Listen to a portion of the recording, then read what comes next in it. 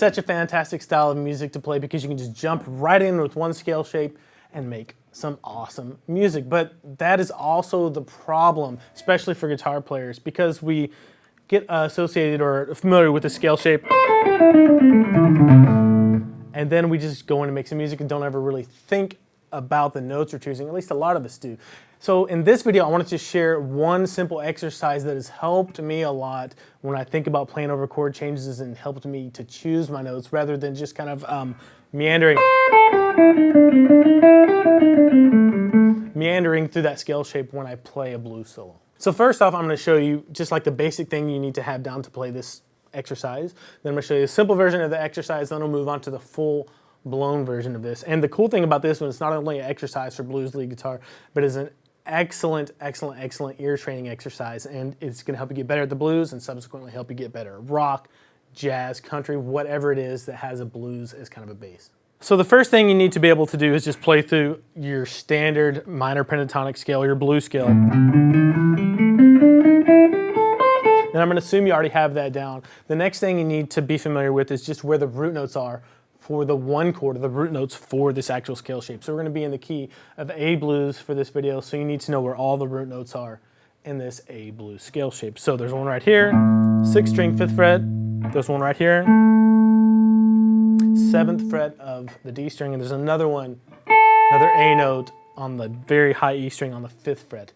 You have to commit those to memory and just casually kind of emphasize that note when you're playing over the one chord in the 12-bar blues progression. Another thing that you have to know in order for this exercise to work is the 12-bar blues progression. If you don't have that memorized really well and know exactly what's coming in the 12-bar blues progression, you're still going to be guessing and maybe leaving things up to chance a little bit too much if you're a more inexperienced player. So just know, first of all, where those root notes are in the scale shape, and then make sure you know the 12-bar blues progression. 4 bars of the one chord, 2 bars of the 4 chord, 2 bars of the 1 chord, 1 bar of the 5, 1 bar of the 4, 1 bar of the 1, and then 1 bar of the 5 chord. Okay, I have 3 jam tracks for you. The first jam track is just over the 1 chord in the key of A blues, which is an A7 chord.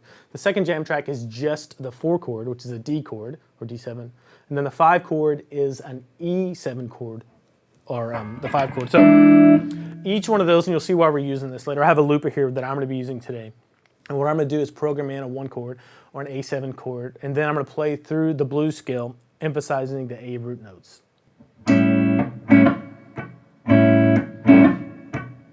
Okay, A7 chord, just play through the scale.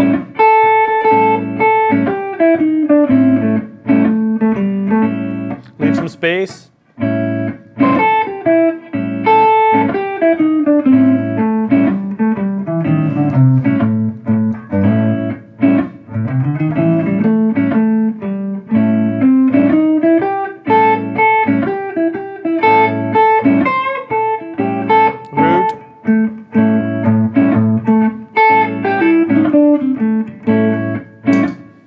Okay, you could probably see how just kind of limiting myself to just hit that A root note and just kind of land there is already forcing me to think about my phrasing a little bit more and emphasize that root note. So the listener's ear is drawn to that chord. That's step 1, memorize root notes for the A chord. Second step is to memorize the root notes for the D chord, or the 4 chord in this case. And what I'm going to do is I'm going to put a loop on of just the D chord, and this is going to bring up a couple of important points. The first important point is where the D notes, or the root notes for the 4 chord within the blues scale, are located. So there's a D or a 4 right here on the 5th fret of the A string, and there's one right here on the 7th fret of the G string. So those are the 2 notes you're going to be targeting over the 4 chord. So start playing through the scale and just kind of visualize in your mind and memorize where that note is, the 4, right here and here. And those are the notes you want to target over a 4 chord. Let me program a D7 in here real quick.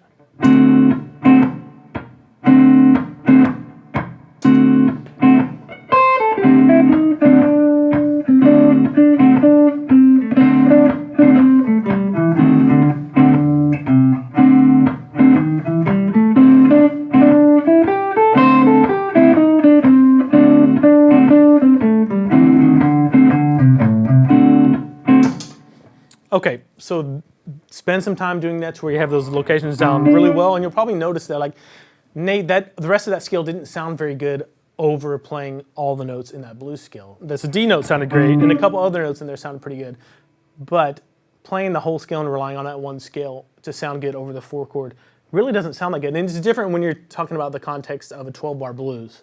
When the chords are flying by like that, it sounds a lot better over. But when it's that D chord on its own, it really doesn't sound that great. But that's what we as guitar players do. We just rely on that one scale to get us through that 4 chord change, which isn't always the best thing. But I'm going to show you later in the second version of this exercise, the more advanced version, how that can really, just knowing where the root notes are can really change your playing to make some better note decisions. So that's kind of step number 2. Step number 3 is over the 5 chord. Just know where the root notes are over that 5 chord. So when I'm talking about this, so if you have the blues scales 1, flat 3, 4, flat 5, 5, I'm talking about the 5th scale degree here. That's also the root note of the 5 chord, which is an E7. And there are 2 root note locations for the 5 chord, the one right here, 7th fret of the A, and one right here, 5th fret of the B string. So those are the 2 notes you're going to target. Just play through the scale however you want. And I will, you can pull up the jam track of the E, and I'll program my E in here real quick.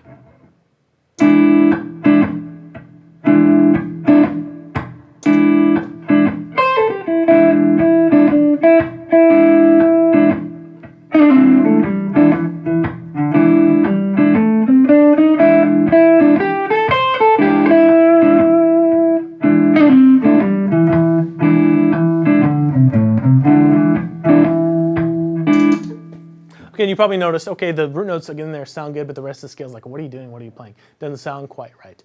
This is the first step, just getting to know where the root notes are for that 5 chord. And then you're going to be able to, in the context of the 12-bar blues, you're going to have an easier time kind of targeting those notes. Let me program in a full 12-bar blues progression into this looper, and then I'll show you what like the beginner version of this real exercise is for you. Here you go. Okay, there's our loop, and I'm just going to kind of meander through the scale.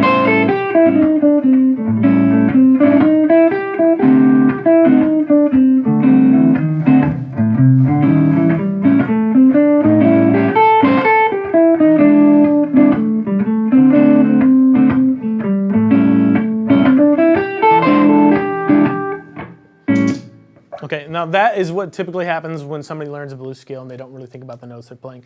If you apply what we've done here and you memorize where the root note locations are located, check this out, how much better your phrasing and your note choice is, just fitting the root notes for the 1 over the 1, the 4 over the 4, and the 5 over the 5. Here you go.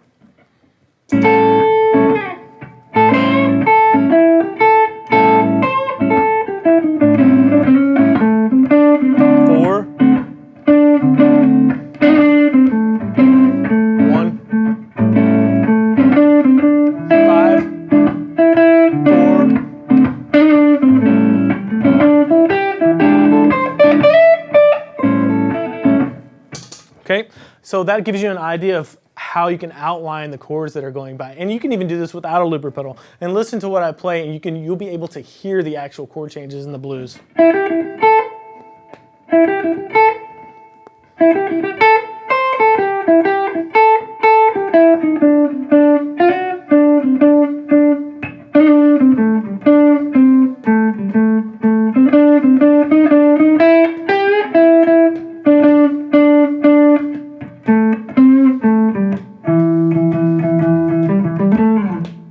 So you could hear the changes as they go by, and it doesn't take that much brain work. And the cool part about this is, if you put in the work now with this, it gets so much easier to do, to where you don't even think about shape sheet. It just kind of leads you into the chord tones that are being over the chords over which you're playing. So you can do this with all 5 pentatonic scale shapes. As soon as you, or blues scale shapes, as soon as you get one down, the others will fall like flies. And let me show you the second version of this exercise, the one that really kicks things into high gear. What we're going to do is emphasize the root note of the chord we're playing and the lowered third up to the major third. And I'll show you exactly what I mean by that. So you have your root notes for your 1 chord down, these locations. Now, there's the third right there of the scale. And the third is a very important chord or tone note in a chord because it gives that chord its kind of its identity. So if we're playing over a 1 chord, playing the 1 and the 3, really locks the listener into the sound of that chord. And one thing you can do in the blues is bend up on the lower third a little bit up to the regular non-lower third. and that automatically starts to sound bluesy. It sounds great. So you have that one right there. You have this one right here, root. And then you have the same one on the low E string that you had on the high E string. Okay, now I'm going to program an A7 chord in here, and I'm going to play over that chord using, well, mostly roots and lower thirds, up, bent up, or slid up to the regular third. Here you go.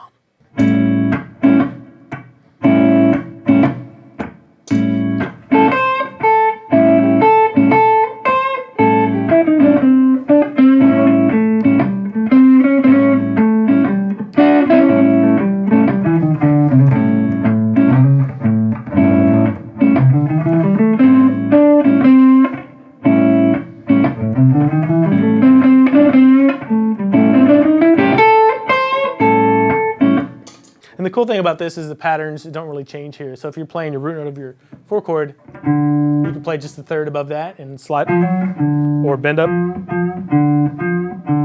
Same shape as for the 1 chord, right? And then if you have your 4 chord right here, root note, you can do that. And those are the 2 locations you can do that for the 4 chord. And you can do it for the 5 chord as well. Your 5th chord root note is right here. And then you can do this the same shape, remember? And then another 5th right here. And you can do that, and all I'm going to do is do that little lick throughout the 12-bar blues progression and listen to this. So 1, 2, 3, 4.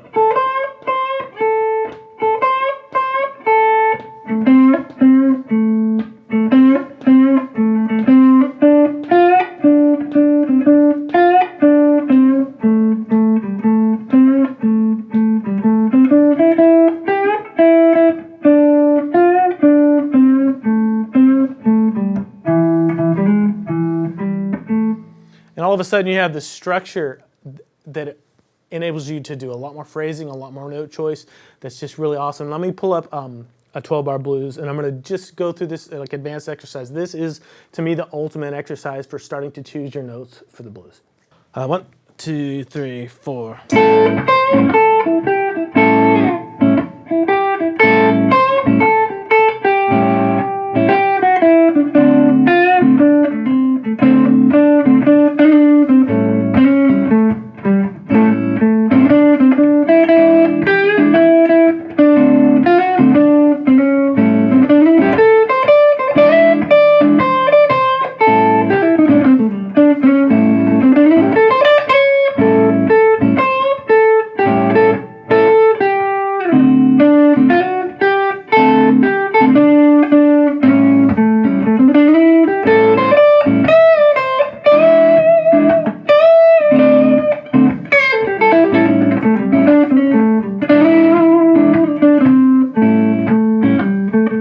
If you're just getting into the blues and you've learned your blues skill and you got a little bit of technique together, really dig into this exercise. I guarantee you that this is going to make your blues solo phrasing and note choice a lot better, but it's also going to elevate every other style of music that you play, like I said, rock, jazz, blues, classic rock, because you're going to be thinking more about note choices and you're going to be training your ears for what notes sound good over certain chord changes. So let me know in the comments below what other exercises or what other concepts do you have to make your blues playing better. See you later.